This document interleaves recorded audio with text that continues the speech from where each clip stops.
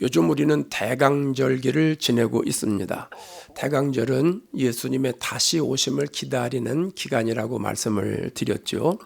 대림절에 우리가 가져야 할 신앙 자세, 기다림의 자세를 세 가지로 압축을 해서 그동안 설명을 드렸습니다. 반복을 해보면 과거의 의미, 현재의 의미, 미래의 의미 이렇게 나눴죠. 과거에는 2000년 전에 예수님이 메시아로 오셨어요. 그 하나님의 은혜를 기억하고서 감사하면서 지내는 절기가 바로 대림절이라 하는 것이고, 또 현재의 의미는 부활하신 예수님께서 성령으로 내 안에 다시 찾아오심을 기다리는 기간이 대림절 기간이고, 또 미래의 의미로는 예수님이 재림하신다는 확신을 가지고 다시 오실 예수님을 기다리는 마음을 가지고 대림절을 지키는 자세가 되었으면 좋겠다라고 말씀을 드렸습니다. 다 기억나시는 거죠?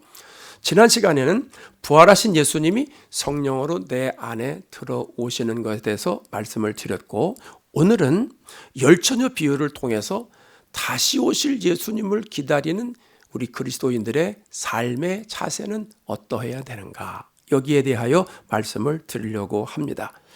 흔히 열처녀 비유라고 하면 예수님의 재림에 초점을 맞추기가 쉽습니다. 종말론적인 차원에서만 본문을 이해하려는 경향이 있다는 말씀입니다. 그래서 이건 먼 훗날의 이야기다, 앞으로 되어질 일이기 때문에 내가 그렇게 생각보다 은혜를 받지 못할 때가 있다라고 하는 것이죠. 예수님이 열처녀 비유를 말씀하신 지가 2000년 전이고 2000년 동안 예수님이 안 오시지 않았느냐? 그러니까 내가 죽은 뒤에 예수님이 재림하시는 거 아닐까? 이제까지 안 오셨는데 뭐 갑자기 예수님이 오시겠어? 이러한 인식이 있기 때문에 성도들이 깨어있지 못하고 이 본문에 대해서 깊이 있게 은혜를 받지 못하고 마음에 와닿지 않을 때가 있다라고 하는 겁니다. 그런 마음 한두 번씩은 다 가졌으리라 생각을 합니다. 그런데 열처녀 비유는 다른 시각으로도 생각을 해봐야 됩니다. 예수님이 재림하시는 것을 우리는 인류의 종말이라고 말합니다. 예수님이 심판하시기 때문이죠. 그러면 내 인생의 종말은 언제일까요? 내 인생의 종말. 예수님이 재림하실 때일까요? 그럴 수도 있고 아닐 수도 있습니다. 내가 죽기 전에 예수님이 재림하시면 인류의 종말이 되는 것이고, 내가 죽은 다음에 예수님이 재림하시면 내 인생의 종말이 인류의 종말이다, 그 얘기입니다. 내 인생의 종말이 세상의 종말이다, 이렇게 생각해야 된다, 이걸 말씀드리려고 그러는 거예요. 그런 의미에서 열처녀 비유는 훗날 예수님의 재림에 초점을 맞추기도 하지만 종말의 때를 살아가는 내 신앙생활에 초점을 맞추기도 해야 된다라고 하는 거예요. 내 생명이 끝나면, 육신의 생명이 끝나면 하나님 심판대에 서서 천국 갈 거냐 지옥 가느냐 결정이 나지 않습니까? 내 육신의 생명이 있을 때 내 영혼의 때를 준비하는 본문으로 받아들여야 된다라고 하는 거예요. 그래서 오늘 말씀은 저와 여러분에게 어느 때보다도 의미 있고 깊고 하나님의 은혜가 충만하리라 생각합니다. 열처녀의 비유는 유대인의 결혼 풍습을 비유로 말씀하셨기 때문에 당시의 유대인의 결혼 풍습을 알면 본문이 쉽게 이해가 됩니다. 우리는 약혼을 하고 결혼의 과정을 거쳐서 한 가정이 이루어지지 않습니까? 요즘은 뭐 약혼이 많이 생략되기도 합니다만은 유대인들은 정혼과 결혼의 과정을 통해서 한 가정을 이루게 됩니다. 정혼은 약혼 비슷한 것인데요, 약혼보다는 조금 더 강력한 법적인 구속력이 있어요. 결혼의 초기 단계가 정혼입니다. 신랑과 신부가 양가 부모님의 동의를 얻어서 신부 집에서 정혼식을 하게 됩니다. 그럼 정혼을 마친 다음에는 이 신랑은 아버지 집으로 돌아가서 1년 동안 떨어져 살아갑니다. 그리고 그 1년 동안이 정혼 기간인데 신랑은 아버지 집에서 1년 뒤에 신부를 데려와야 될 거 아니에요. 그럼 신부가 살 집, 자기와 신부가 살 처소를 마련해야 됩니다. 예수님이 탄생하실 때 마리아가 요셉과 정혼하기 전에, 이런 말이 있습니다. 약혼하기 전에, 이렇게 개정개혁엔 번역을 했는데 예전 성경에는 정혼하기 전에 이렇게 했어요. 그러니까 정혼하고 동거하기 전에 잉태됐다, 이렇게 표현하고 있거든요. 그래서 요셉과 마리아가 부모들의 동의를 얻어서 정혼을 한 다음에 1년 동안 떨어져 사는 그때를 말하는 거예요. 떨어져 사는 그때에 마리아가 임신하게 됐다는 거예요. 그 소식을 요셉이 알고, 야, 이게 무슨 일이야? 우리가 지금 정혼하고 떨어져 사는 이 기간인데 어떻게 아기를 가져? 야, 저 여자 안 되겠구나. 그래서 관계를 끊으려고 했잖아요. 파혼하려고 했단 말입니다. 그때 성령이 나타나서 요셉아, 성령으로 잉태된 거야. 그렇게 알려주시지 않습니까? 그래서 마리아를 통해서 예수님이 탄생되시지 않습니까? 이해가 되시는 거죠? 그래서 1년 동안의 정혼 기간이 끝나면 신랑은 신부를 찾아와야 될 거 아니에요. 모셔와야 될 거 아니에요. 그래서 신부의 집을 가게 됩니다. 신부 집에서는 신부 들러리들이, 친구들이 이제 등불을 들고 신랑이 올 때를 기다리고 있는 거예요. 그러면서 이제 신랑이 오면 결혼식이 진행이 되는 겁니다.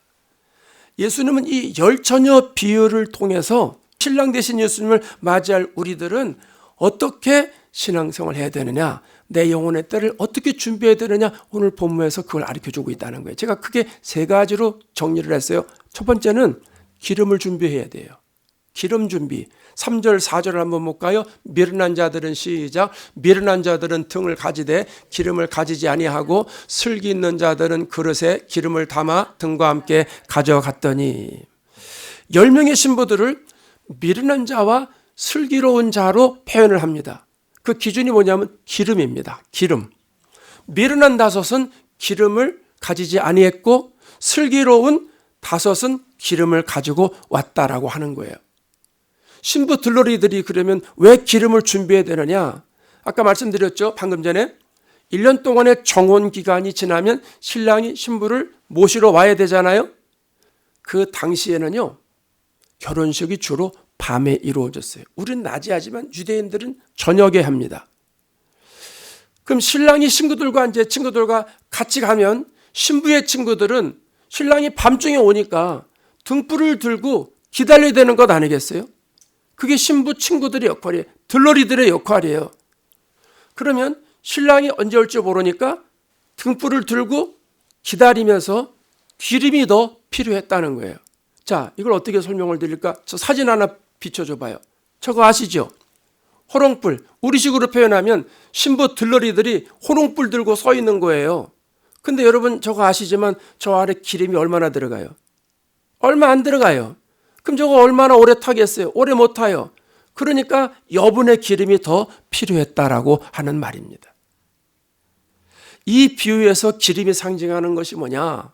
학자들마다 다른 견해를 하고 있는데 크게 2가지를 소개를 하면, 첫 번째는 성령이라는 거죠. 성령. 이게 가장 보편적인 해석이에요. 기름은 불을 밝히는 역할을 하지 않습니까? 여러분, 성령의 역할이 뭐냐면, 성령은 우리를 돕는 역할이지만 언제 도와요? 예수님을 나타내도록 돕는 역할을 하는 거예요. 고린도전서 12장에 가면 성령으로 아니하고는 예수님을 주라고 할 수 없다, 이렇게 설명하고 있는 거잖아요. 성령은 우리가 예수님의 일을 할 수 있도록, 예수님의 영광이 드러나도록 계속 우리를 도와주는 역할을 하신다라고 하는 겁니다. 2번째로 이 기름은 거룩한 행실과 경건함이다, 이렇게 주장하는 학자들이 있습니다. 베드로후서 3장 11절 12절에 이런 말씀을 합니다. 너희가 어떤 사람이 되어 마땅하냐? 거룩한 행실과 경건함으로 하나님의 날이 임하기를 바라보고 간절히 사모하라. 하나님의 날이 임할 때에 거룩한 행실과 경건함을 가지고 사모하라, 이런 말씀 아닙니까? 똑같은 말인데요. 거룩한 행실은 외적인 걸 말하는 거예요. 경건은 내적인 걸 말하는 거예요. 그러니까 거룩한 행실은 세상과 구별되게 살아가는 외적인 행실, 또 경건은 하나님을 향한 올바른 내 마음의 태도를 말하는 거예요.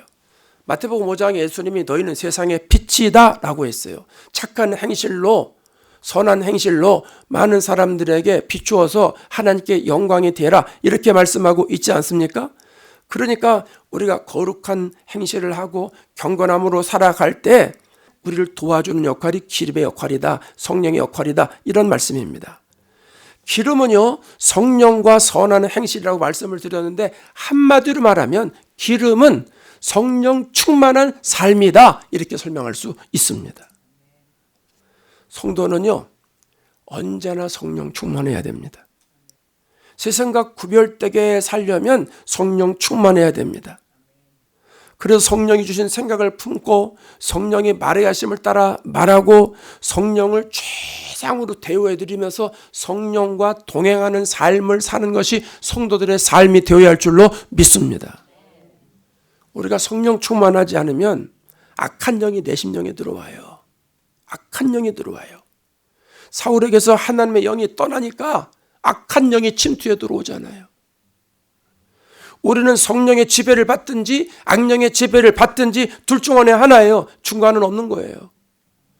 내가 정신을 딴 데 두면 마귀가 곧 틈을 비집고 들어오는 거예요. 그래서 마귀에게 틈을 주지 말라고 말하는 거예요.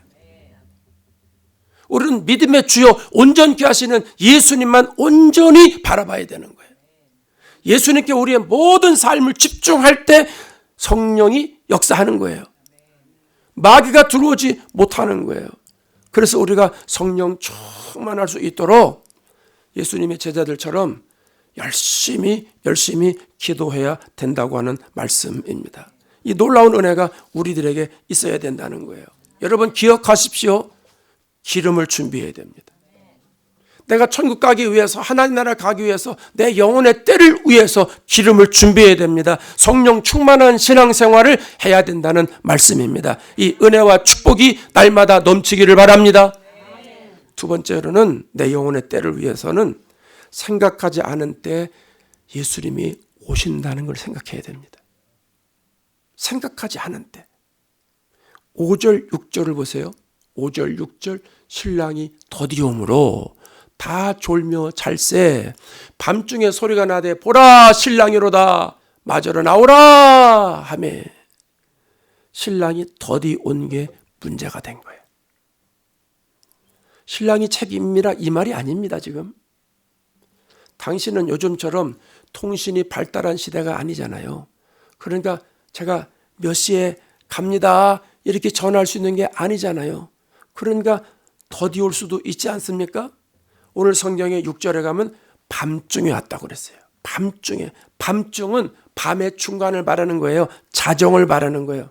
아주 깊은 밤에 왔다는 거예요. 신랑이 늦은 밤에 오니까 처녀들이 기다리다가 아직도 안 왔네. 하다가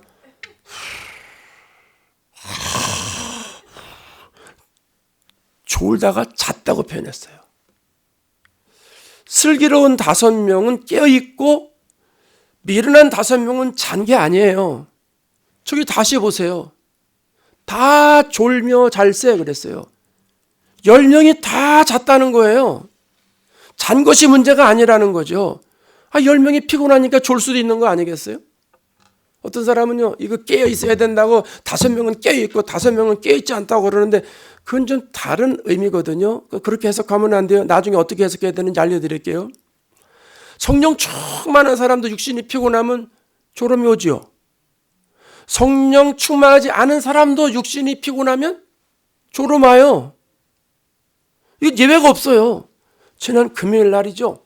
저녁에 제가 교회 와서 열심히 기도하는데 그날은 몸이 아주 천근만근 같아. 40일 기도회를 꾸준하게 열심히 했잖아요. 저는 50일 기도회잖아요. 그래서 이제 열흘 정도 남았으니까 열흘 동안은 더 힘을 내자. 기도도 열심히 하자. 더 시간도 많이 쏟자. 해가지고 이제 열심히 기도를 하는데 시간이 없으니까 잠자는 시간을 이제 줄였어요. 지난주부터 토요일부터 계속 잠을 못 잤어요. 짧게 못 잤다는 건 말이 안 되지. 짧게 잤어요. 잠자는 걸 줄였습니다. 어쨌든 이제 그렇게 해서 금요일까지 왔는데 여기 앞에 앉아가지고 얼마 동안 기도하는데 몸이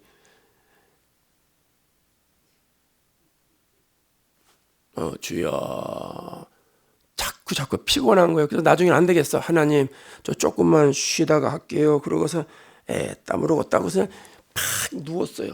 의자에 팍 누웠는데 한참 자다 보니까 누가 코 고는 소리가 들려 가만 보니까 내가 코가 골더라고요. 내가 코 고는 소리에 일어났어요. 한 30분은 잔 것 같아. 피곤하면 어쩔 수 없는 거예요. 피곤하면. 그렇지 않습니까?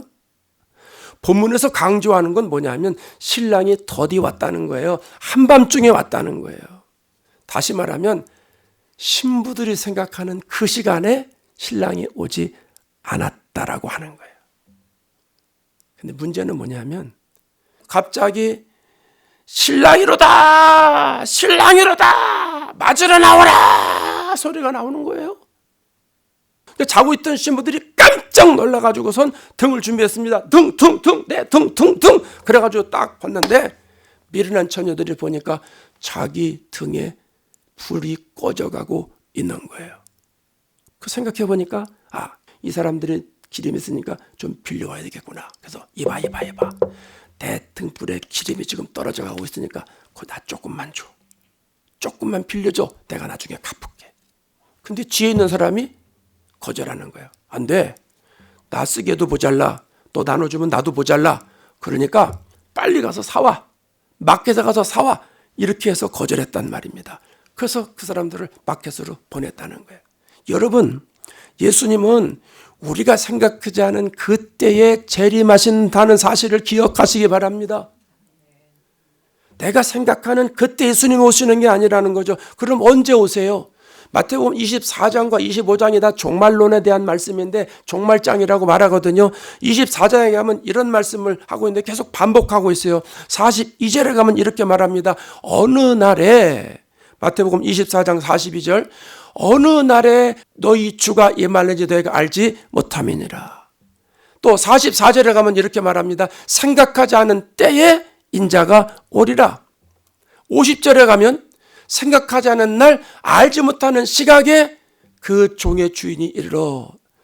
생각하지 않은 날 알지 못하는 시각에 주인이 온다는 거예요. 오늘 본문의 13절은 뭐라고 말해요? 너희는 그 날과 그때를 알지 못하느니라.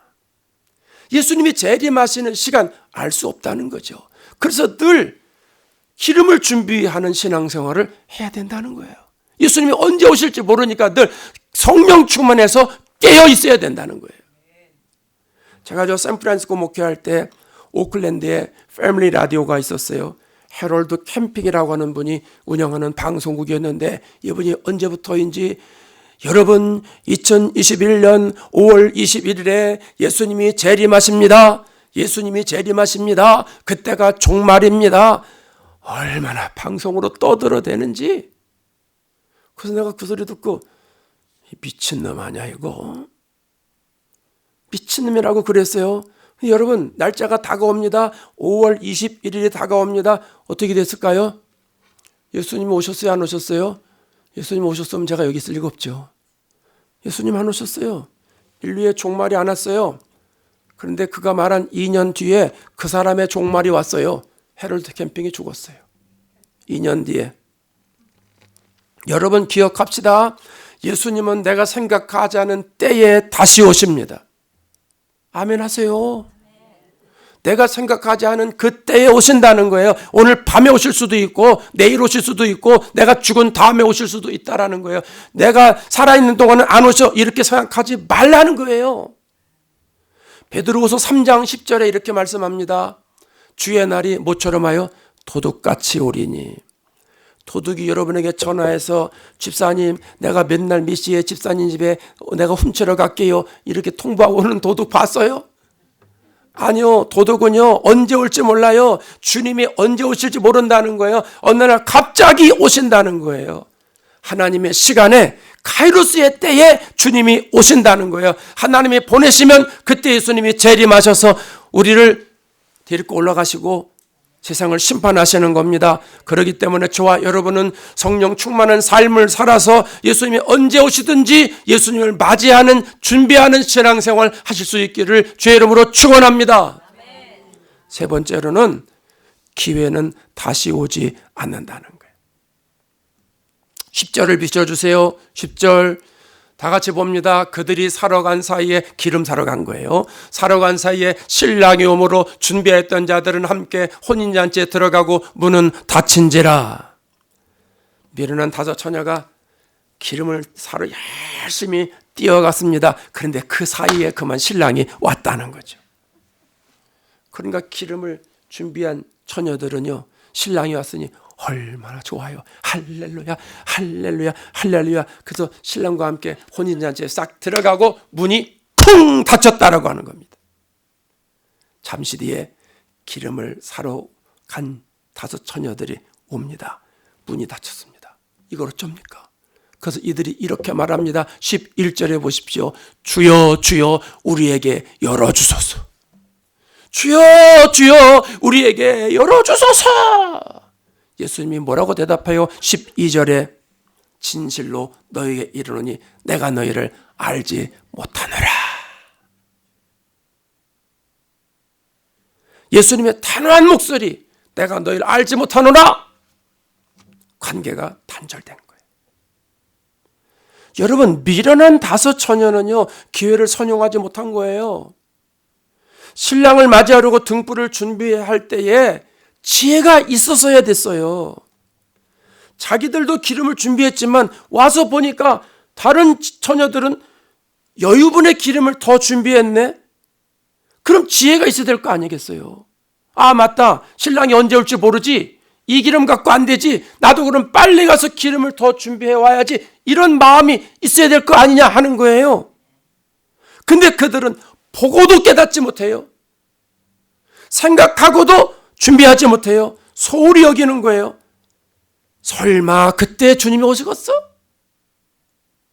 설마 그때 신랑이 오겠어? 아니야, 신랑은 일찍 올 거야. 이 등불에 기름이 떨어지기 전에 올 거야. 착각이죠. 그때 신랑이 안 와요. 신랑이 늦게 왔어요. 등불이 꺼져갈 그때쯤 왔어요. 그때 신랑이 온다는 목소리를 듣고 허겁지겁 기름을 준비하러 가지만 결국은 too late. 잔치에 참여하지 못하게 됐어요. 때를 놓친 거예요. 천국에 들어가지 못했다, 그 말입니다. 전도서 3장 1절에 이런 말씀을 합니다. 다 같이 읽어봐요. 우리 잘 아는 말씀이에요. 시작. 범사에 기한이 있고 천하 만사에 때가 있나니 날 때가 있고 죽을 때가 있으며 심을 때가 있고 심은 것을 뽑을 때가 있으며. 세상 모든 일에는 때가 있다는 거죠. 여러분, 예수님을 구세주로 영접할 때가 있다는 거예요. 전도하다 보면 그래요. 예수 믿으세요. 그러면 제가요 나중에 예수 믿겠습니다. 교인들에게 기도하세요. 그럼 예, 목사님 제가 나중에 기도하겠습니다. 충성하세요. 그럼 예, 나중에 충성하겠습니다. 이렇게 말하는 분들이 있어요. 나중에. Too late. 제가 성도들에게 하나님 앞에 충성하고 봉사하는 건 지금이다. 다 때가 있다. 말씀을 드렸더니 어떤 집사님이 목사님, 요즘 애들이 다 커가는데 애들을 위해서 시간을 많이 투자해야 됩니다. 애들 이것도 가르쳐야 되고 저것도 가르쳐야 되고 그 애들하고 많이 놀아줘야 되고 시간이 별로 없어서 애들 다 크면 나중에 그때 내가 못한 것까지 다 하겠습니다. 이렇게 말하는 분이 계셨어요. 그래서 제가 그랬어요. 예, 그 말이 일리가 있기는 한데 그렇다면 집사님은 애들 키우느라고 시간도 부족하고 애들하고 놀아줘야 되고 어디도 가야 되니까 나중에 직장 다니십시오. 여러분 보세요. 30, 40대 젊은이들이 젊은 거지 30, 40대면 가정 가지고 애 키우는 사람들이 뭐라고 얘기합니까? 지금은 애 키우는데 바쁘다고. 아니요. 애 키우는데 바쁜 거 끝나는 게 아니라 애 키우면서도 직장 다니잖아. 애 키우면서도 일하잖아. 애 키우면서 할 거 다 하잖아. 근데 왜 애 키우면서 교회 일은 안 하냐 이 말이에요. 애 키우면서 기도는 안 하냐 이 말이에요. 애 키우면서 주의 일은 왜 멀리 하느냐 이거예요. 때가 있는 거예요. 애 키우면서 하라고 그랬더니 그 집사님이 아멘 했어요. 죄송합니다. 그 다음부터 주의 일을 충성하는데 온 집안 식구가 예배 시간보다 가족하고 일찍 와서 충성하고 예배 끝나고도 애들은 놀고 안 가요. 두뇌가 열심히 교회 봉사하고 충성하고 애들하고 같이 가고. 제가 막 뛰밀었어요. 빨리 가라고. 집사님 빨리 가. 애들하고 빨리 가. 조금만 더 있다가 가. 그렇게 신앙생활 해야 되는 거 아닙니까? 여러분이 세상 살아보셔서 아시잖아. 일할 때가 있지요. 운동할 때가 있지요. 연세가 드시면서 하고 싶어도 하지 못할 때가 있잖아요. 왜요? 몸이 따라주질 않아. 생각이 따라주질 않아. 마음은 얼마든지 할 수 있을 것 같아. 마음은. 근데 마음뿐이요. 정신과 몸이 따라주질 않은 거예요. 마찬가지로 내 영혼에도 때가 있는 거예요. 아무 때나 성령 충만한 게 아니에요. 아무 때나 기도하는 게 아니에요. 아무 때나 예배 때 은혜 받는 게 아니에요. 아무 때나 헌금하는 게 아니에요. 아무 때나 충성하는 게 아니란 말입니다. 때가 있는 거예요. 때가. 고린도후서 6장 2절에 뭐라고 말합니까? 보라 지금은 은혜 받을 만한 때요. 보라 지금은 구원의 날이로다. 성령 충만한 것도 지금이요. 거룩한 행실로 사는 것도 지금이요. 경건하게 사는 것도 지금이요. 기도하는 것도 지금이요. 사랑하는 것도 지금이요. 헌금하는 것도 지금이요. 충성하는 것도 지금입니다. 이게 깨어있는 사람의 신앙생활인 줄로 믿으시기 바랍니다. 그래서 13절에 이렇게 말하잖아요. 깨어있으라. 깨어있으라. 너희는 그날과 그때를 알지 못하느니라. 그럼 여러분 언제 깨어 있어야 되는 거예요? 깨어 있으라고 하니까 언제 깨어 있어야 돼요? 신랑이 오기 전에. 그렇죠. 신랑이 오기 전에 깨어 있어야 돼요. 신랑이 오는 소리를 듣고 깨어 있는 건 too late, 늦는 거예요. 신랑의 목소리를 듣고 부랴부랴 기름 준비해야지. 신랑의 목소리를 듣고 성령 충만해야지. 늦는 거예요. 신랑이 오기 전에 기름 준비해야 됩니다. 예수님이 재림하시기 전에 기름을 준비해야 됩니다. 여러분 성령 충만한 삶이라는 게 갑자기 됩니까? 예수님을 성품을 닮아가고 예수님의 거룩한 삶을 살아가는 것이 은혜 받고 바로 되냐 이거예요. 그게 여러분 믿음 성장하는 게 어느 날 갑자기 됩니까? 생각으로만 갑자기 되는 거예요. 생각으로만 갑자기 되고 하다 보면 또 좌절하고 넘어지고 눈물 흘리고 고생하고 철야기도 하고 그러면서 믿음이 성장하는 거예요. 그러면서 내 안에 내 교만의 찌꺼기가 나가게 되고 예수님의 온유함이 들어오게 되는 거예요. 이게 한 달, 두 달, 세 달, 1년, 10년, 20년 계속 하면서 예수님의 향기가 드러나게 되는 거 아니에요? 그래서 성령 충만은 지금이에요. 지금 성령 충만해서 영혼의 때를 준비해야 돼요. 거룩한 행실 지금부터 내가 그렇게 살아가야 돼요. 그래야 예수님 언제 오실지 모르지만 그때에 흠없이 정결한 마음으로 몸으로 하나님 나라에 들어가는 거예요. 서두에 말씀드렸잖아요. 열처녀 비유는 예수님의 재림에 초점을 맞추기도 했지만 내 인생의 종말에 초점을 맞추기도 해야 된다고 그랬잖아요. 내가 죽기 전에 어떻게 신앙생활을 해야 되느냐 여기에도 초점을 맞춰야 된다는 거예요. 내가 육신의 생명이 살아있을 때 내가 정신이 더 멀쩡했을 때 코에서 바람이 나올 때 눈이 마음대로 띄어질 때 걸음이 그래도 제대로 띄어질 때 예수 정확히 믿고 거듭나고 성령 충만해야 된다 하는 말입니다. 40일 기도회를 계속하면서 그런 생각이 들었어요. 나도 인생의 종착지를 향해서 달려가고 있구나. 지금은 60마일로 달려가고 있더라고요. 얼마 전에는 50마일, 얼마 전에는 40마일, 얼마 전에는 30마일, 얼마 전에는 20마일로 달려갔는데 지금은 60마일, 여러분은 70마일, 80마일 그렇게 달려가지 않아요? 언제 죽을지 모른다는 거예요. 내가 살고 싶다고 살고 죽고 싶다고 죽나요? 하나님의 부르면 가야 돼요. 죽음이 남의 얘기가 아니에요.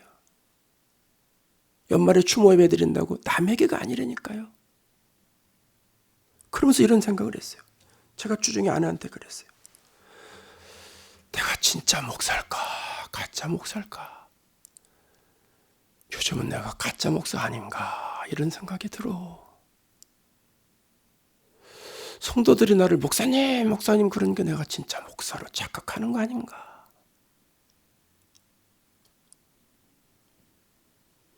설교를 하니까 내가 목사 행세를 하는 건 아닌가? 슬기로운 다섯 처녀처럼 정말 내가 기름을 준비하고 있는가? 혹 미련한 다섯 처녀처럼 기름 준비하는 거, 성령 충만하는 거 소홀히 여기면서 내가 목회하는 가짜 목사는 아닌가? 이런 생각이 든다고 아내한테 얘기를 했어요. 여러분은 어떠세요? 진짜 권사님 같으세요? 진짜 집사님의 냄새가 나요? 진짜 장로 같아요? 다른 사람들이 여러분의 권사님, 권사님, 집사님, 집사님, 장로님, 장로님 그러니까 내가 권사고 집사고 장로는 아니에요? 한번 생각해 보셔야 돼요. 천국에 갈 자신 있냐 말이에요. 지금 죽어도 천국에 갈 수 있냐 하는 거예요. 오늘 밤에 하나님이 어느 권사 이제 와. 그러면 할렐루야. 얼마나 기다렸는데 할렐루야. 이러면서 하나님께 갈 수 있는 사람이 우리 교인 중에 몇이나 될까? 나를 포함해서 몇이나 될까? 생각을 해봐요. 생각처럼 많지 않을 거예요. 생각처럼 많지 않을 거예요. 그래도 감사한 거는 우리에게는 아직 구원의 문이 열려 있다는 거예요. 구원의 때가 아직 우리들에게 닫히지 않았다는 거예요. 그렇다고 한없이 열려 있는 건 아니에요. 언제 닫힐지 몰라요. 여러분의 영혼에게 정직하게 물어보세요. 내 영혼아, 오늘 밤에 하나님이 부르시면 너 천국 갈 수 있니? 누구야?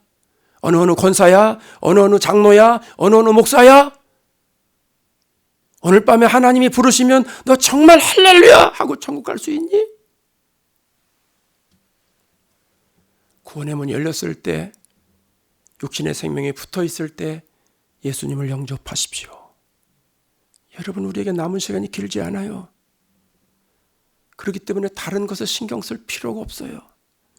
누가 이런 말을 하든 저런 말을 하든 거기에 휩쓸려 다닐 필요가 없어요. 그럴 여유 있는 때가 아니란 말입니다.